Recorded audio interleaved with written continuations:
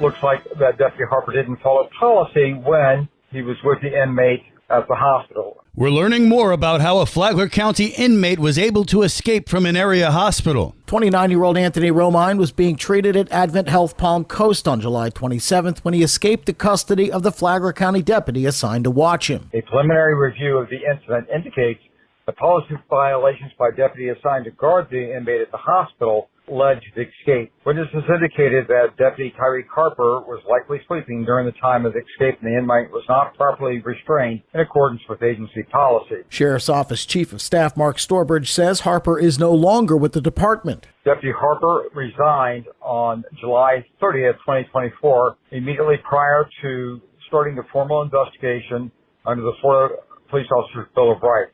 On the day of the escape, Deputy Harper was relieved of law enforcement duties and assigned administrative duties. Sheriff Staley expects all his deputies to follow his policies and procedures and not sleep on duty.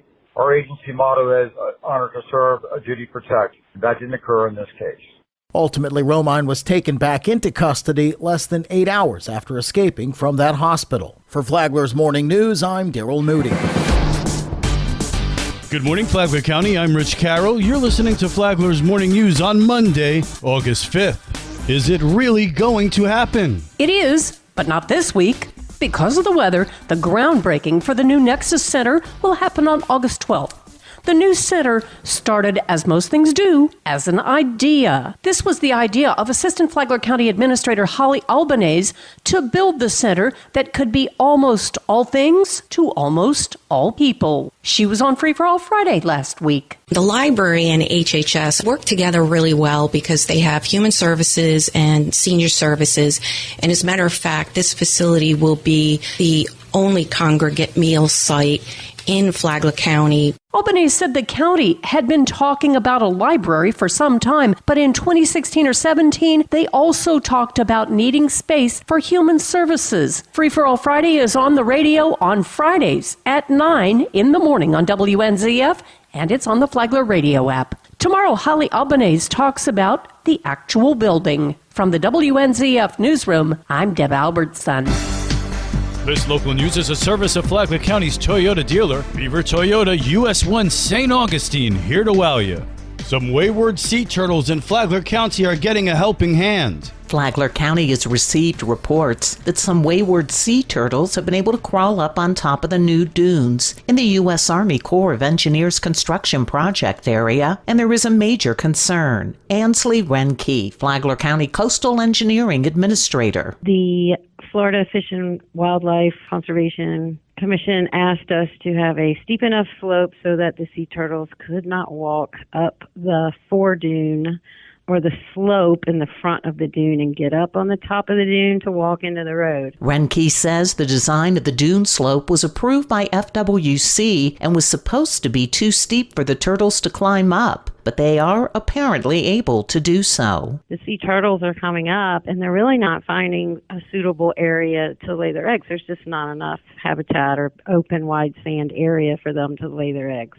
But it creates false crawls, right? They're just not, they come up, they look around, and they don't have enough area, and they go back in the water, and they try again later. Flagler County met with the two wildlife agencies and the Army Corps to discuss additional barriers that can be used to protect the sea turtles from this hazard and have reached an agreement for an effective solution. The contract will be modified to accelerate the permanent sand fencing. And the sea turtles will have more vegetation growth to lay their eggs and reduce mortality. For Flagler's Local Morning News, I'm Karen Johnson. Well, I can only conclude that they don't care about farm workers. And it's not just farm workers, it's construction workers, roofers, the people who pick up our trash. It's the essential workforce. That's Ernesto Ruiz of the Farm Workers Association of Florida. He's hot under the collar about House Bill 433, which prevents local governments from establishing heat exposure requirements that are not already required by state or federal law. But there are no existing statewide heat protection mandates here in Florida. And it is cruel, it is inhumane, and it's just bad policy. He says what protections he feels outdoor workers should be entitled to. Mandatory breaks depending on the heat index, access access to shade so that those breaks are not being taken in the pure sun, and providing cool water. He says there's proof that the government fully understands the danger of working in extreme heat. This same legislature already passed heat-related protections for student athletes after the tragic death of 2 high school athletes.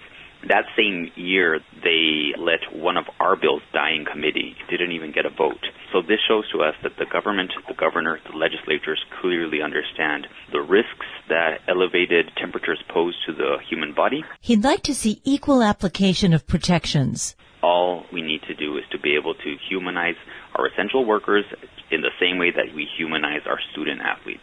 Supporters of the bill, such as the Florida Chamber of Commerce, say this law prevents a patchwork of regulations and that employers already face requirements to protect workers from heat-related injuries. For Flagler's Morning News, I'm Liz Ryan. And now you're up to date on Flagler's Morning News. I'm Rich Carroll.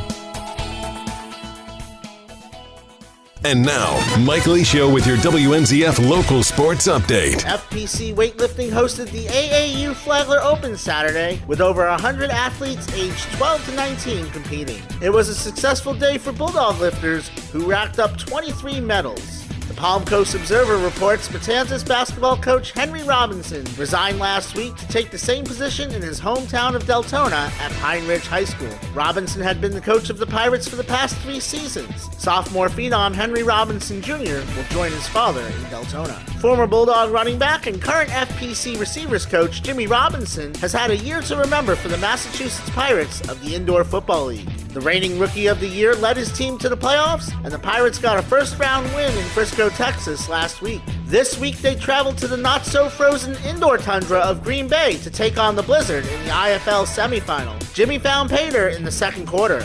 Under 10 minutes to go here in quarter number 2, 14-7, Massachusetts with the lead. Handoff, Robinson cuts back inside, now back to the outside, into the end zone, touchdown Pirates. Man, he is shifty. He made 2 or 3 cuts on the way into the end zone there, and just hard to bring down. That put the underdogs up 20-7. Robinson had 108 yards rushing with 172 total yards in the game. In the waning minutes, Jimmy put the exclamation point on the win.